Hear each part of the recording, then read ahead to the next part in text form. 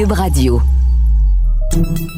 Salut, c'est Charles Dran avec l'équipe dans 5 minutes. On s'intéresse aux sciences, à l'histoire et à l'actualité. Aujourd'hui, on parle des dauphins. Les dauphins qui ont jamais fini de nous surprendre. On sait depuis longtemps qu'ils ont une intelligence remarquable. Ils sont capables de résoudre différents problèmes en apportant des réponses créatives, en usant de logique et de déduction comme un être humain.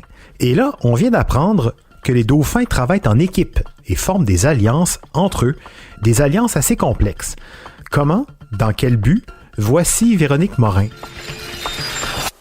Un peu comme des membres de gangs de rue, les dauphins mâles appellent leurs copains en sifflant. Mais ces sifflements sont en fait distincts à chaque individu et sont en quelque sorte leur nom, donné par leur mère à la naissance. Au fil du temps et de ces rencontres, un dauphin peut se souvenir pendant au moins 20 ans de chacun des individus qui ont été sur son chemin et l'appeler par son son propre à lui. Décidément, l'incroyable intelligence, la créativité et la mémoire des dauphins sont célébrés à nouveau avec une nouvelle étude qui révèle cette fois que les dauphins opèrent en gang pour, par exemple, protéger une femelle ou se l'approprier.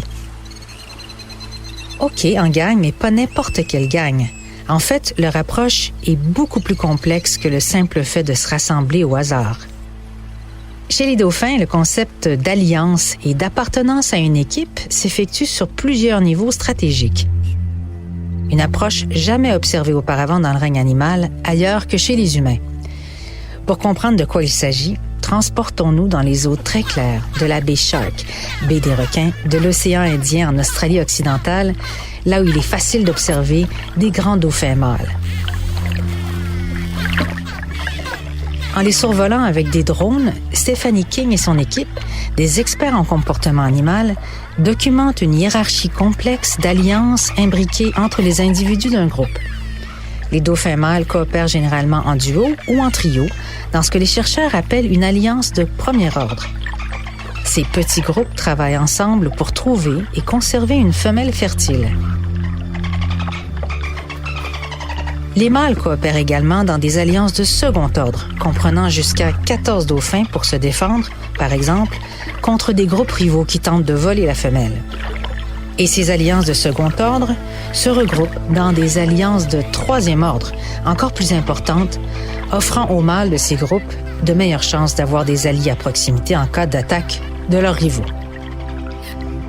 Ce qu'on apprend dans l'étude de Stephanie King, c'est que les dauphins changent souvent de partenaires dans leur alliance de premier ordre, mais ils maintiennent les alliés dans des groupes de second ordre pendant des décennies.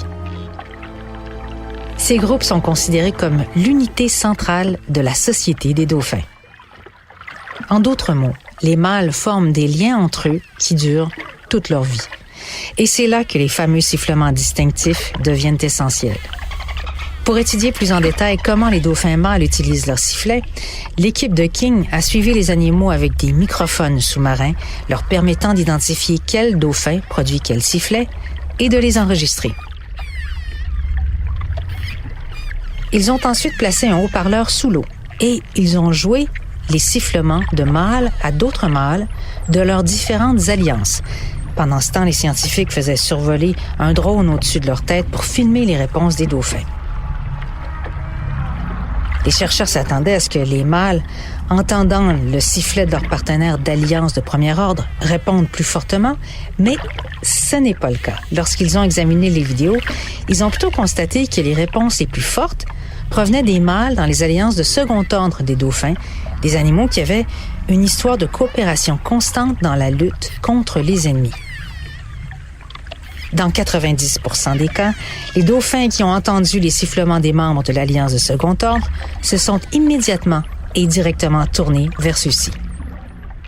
Ces résultats qui ont été publiés dans la revue Nature Communication suggèrent que les dauphins, comme les humains, ont un concept social de l'appartenance à une équipe basé sur l'investissement coopératif passé d'un individu plutôt que sur la façon dont ils sont bons amis. Bref, c'est dans l'adversité que les dauphins créent les liens les plus forts. Ouais, l'approche de Stephanie King qui utilise des drones, des microphones et des haut-parleurs sous-marins, ça aidera certainement les scientifiques à percer d'autres mystères de la communication chez ces cétacés.